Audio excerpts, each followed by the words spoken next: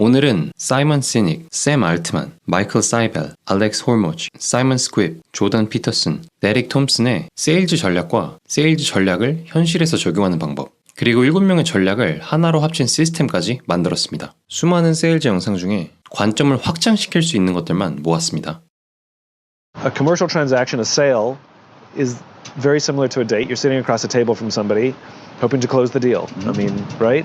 사이먼 시닉은 물건을 파는 건 데이트와 비슷하다고 말합니다. 데이트에선 나를 팔지만 세일즈에선 상품을 파는 거죠. 데이트에서 상대방이 싫어할 만한 행동은 세일즈에서 상대방이 내 상품을 싫어할 만한 행동과 똑같다고 말합니다. 데이트의 첫 만남에서 내 재산에 대해서 자랑하고 내 차에 대해서 자랑하고 내가 얼마나 위대한 사람인지에 대해서 자랑합니다. 아마 대부분의 사람은 상대한테 거북한 감정을 느낄 겁니다. 그리고 그건 세일즈에서도 마찬가지죠. 얼마나 많은 사람들이 내 상품을 구매했고 내 상품이 얼마나 좋은지에 대해서 말하는 건 좋은 전략이 아닙니다. 사이먼 시닉은 세일즈에서 중요한 건 내가 이 상품을 왜 만들었는지에 대해서 설명하는 거라고 합니다.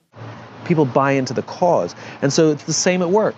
Tell us what you love. Why do you love this business? Why did you get into this business? Why is it worth the blood, sweat, and tears and the uncertainty and the instability? 저는 이 영상을 보고 나이키가 가장 먼저 떠올랐습니다. 나이키는 고객들에게 기능에 대해서 자랑하지 않습니다. 나이키의 상품이 얼마나 잘 팔렸는지, 얼마나 좋은 재료들을 썼는지에 대해서 자랑하지 않죠. 나이키는 기능이 아닌 사용하는 사람들의 성취 그리고 경험에 대해서 홍보합니다. 그래서 항상 땀을 흘리고 있는 운동선수들이 광고에 나오죠. 사람들은 기능보다 이유와 철학에 대해서 훨씬 더 많은 관심을 가집니다.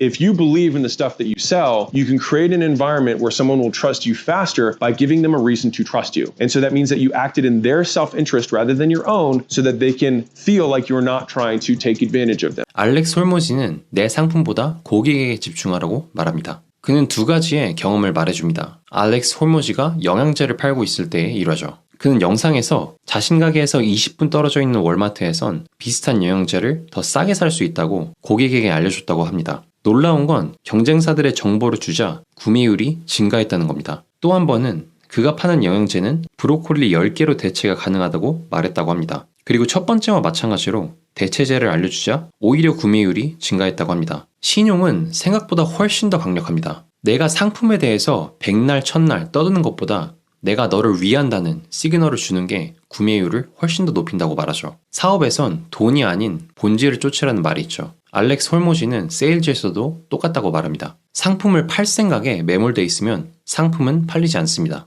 하지만 고객들을 위해서 행동하는 순간 판매는 저절로 따라옵니다. Most people start with, this is my product and this is how much it is. It's a mistake. That's not how you sell. The first step is very simple. Identify who could buy your product. You've got to actually know the person who's going to buy it. Understand if they really need it.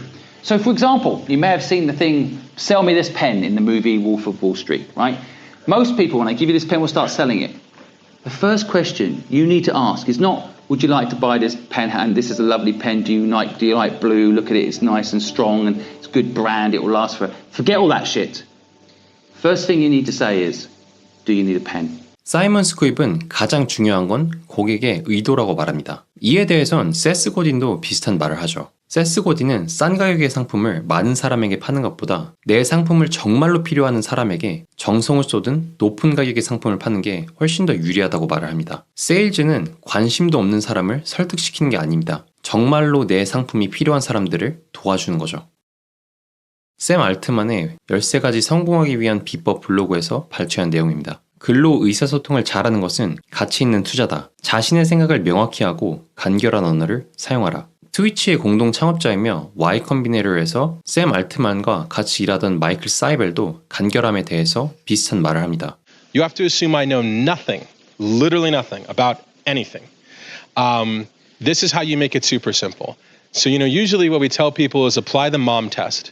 If in one sentence you cannot tell your mom what you do, then rework the sentence.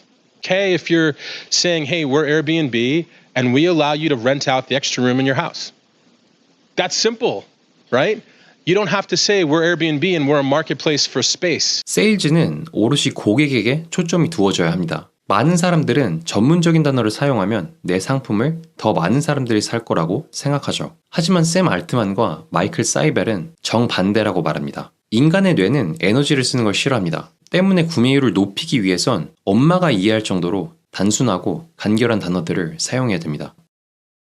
According to the mere exposure effect, one of the oldest and most robust theories in the history of psychology, the mere exposure of any stimulus to you over time will bias you toward that stimulus. In English, familiarity good.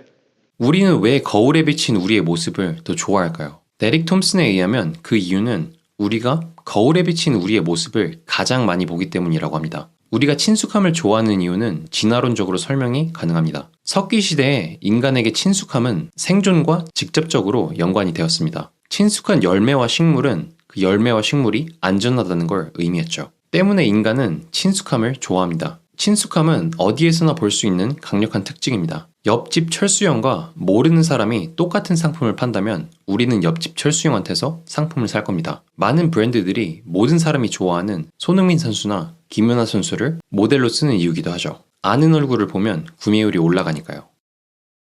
Right. So if you have a scheme that you're putting forward and you can't sell it internally, well, those people are representative of, at least in part, of the people you're going to try to sell to externally. And so again, that's the advantage of quick failure.